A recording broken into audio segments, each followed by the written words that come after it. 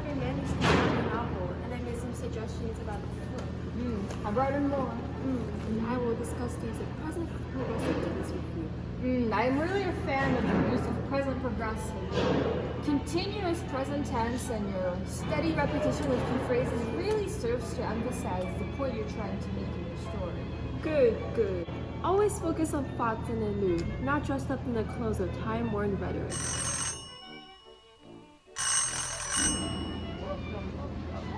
Hello. Sorry we're late. We went on a little morning ride with my dear Zelda here in our newly acquired car. The open roof is perfect for a thing like this yours. Am I interrupting something? No, you were not. We were just discussing the key points of good writing. Alistair, could you bring some cookies over for our guests?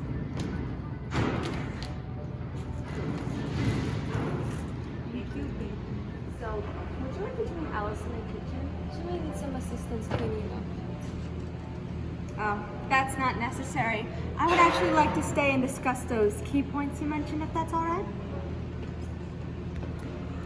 Well, excuse me for wanting to be an intellectual.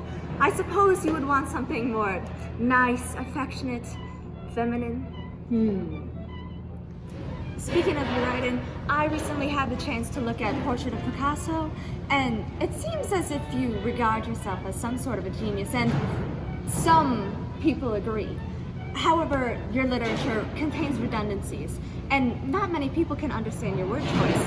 It's almost as if you write whatever you think of at the moment. Indeed, I do write every single word that I think at the moment. Why should a sequence of words be anything but direct, continuous, a free flow of thought, unlimited to convoluted language? The purpose of a writer is to create new themes, and my writing is constantly creating new themes, finding more authentic ways to represent my thoughts and consciousness. How is your writing creating new things if the redundancy is hindering the meaning? My use of continuous present tense may be natural to me, but I understand it's difficult for some readers to process. You are a writer of the past. I am a writer of the future. The past? I write for the future. I write to convey important messages about societal issues like us women. Your writing lacks substance and a point.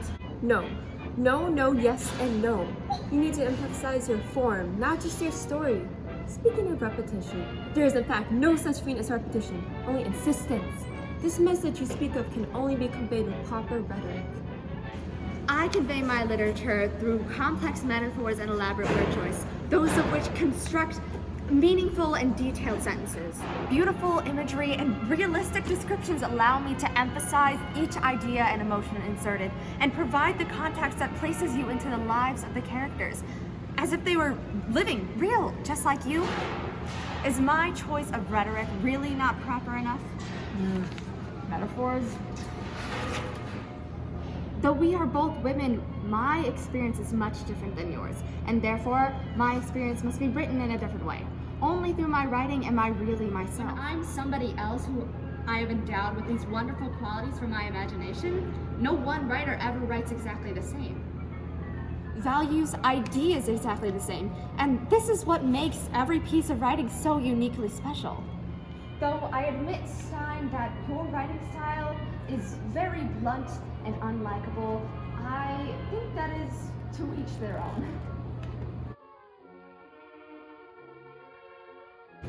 I agree with Stein. Repetition serves to emphasize the meaning of your work. Zelda, honey, I agree with you. We as writers don't write because we want to, but because we have to. Form is important and creativity is too. But there's so much we've got to say about current issues and so many ways to say it. I would never have enough words or sentences to truly convey it. What do you think, Ernest? Papa, you know what I prefer to be called. You propose fair points, Zelda, and I take back the harsh things I said about your writing. It makes a picture, and that is always good. Yet, I still encourage strong form. Strong form is always good. But my picture illustrates a different story. Most of us have experienced the trauma of war, but I believe writing about it speaks to an entire generation. After all, for what are we born, if not to aid one another? Yes, your writing does tend to reflect upon the war, either directly or indirectly. such as the writing of the lost generation. All of you young people who served in the war, including you, Hemingway. You. And this is precisely the problem. All your lost generation do is talk about the war, a war that has passed. Stop dwelling on the past. Instead, look into the future. That is what writers must do in this age, to experiment and create. But your message is lost. You do nothing but drink constantly. What is lost, you mean to ask, Hemingway? Your morals, your work life, everything is idealistic and disoriented. Too much of anything is bad, but too much champagne is just right. Perhaps the fighting is over, but the war has not passed. We drink because we have to. All the things I saw and experienced are burned into my mind, and alcohol can relieve that for just a little while. What did you have to go through? You have nothing to complain about. Nothing to complain about. Papa, you are a child. I have lived plenty and seen much more than you have. What have you seen that could be worse than war? You, as a woman, were unable to fight in the war and thus lived a free and happy life, simply writing in your home. As a woman, I faced other issues than just the war. Issues you cannot even imagine. Issues that have affected not only me, but the women who were affected by the war. The simple act of me loving Alice embraces you and everyone else in society, a prejudice that is heavily outdated. Having to educate you on homosexuality is a disappointment and an offense to my own nature. There is another complex story missing from that mind of yours. Yet you are accusing me of having no issues? You are acting like a brute, unintelligent man who is incapable of realizing not only the struggles of war, but the struggles women face simply for existing. Not a woman. How could you ever understand? Do you expect me to understand every detail of your life? We all face our own issues, and quite frankly, simply being alive is much more difficult when you're fighting in a war than whatever you have going on with Alice, or whatever being a woman is like. Whoa, calm down, guys. I see what you mean, Miss Stein, but I must agree with Papa here. It's really hard to see what any generation is going through without experiencing it yourself. Hearing about war as an adult is different than experiencing it firsthand in your formative years. I forget, did you fight in the war, Miss Stein? No, but did you, ambulance boy?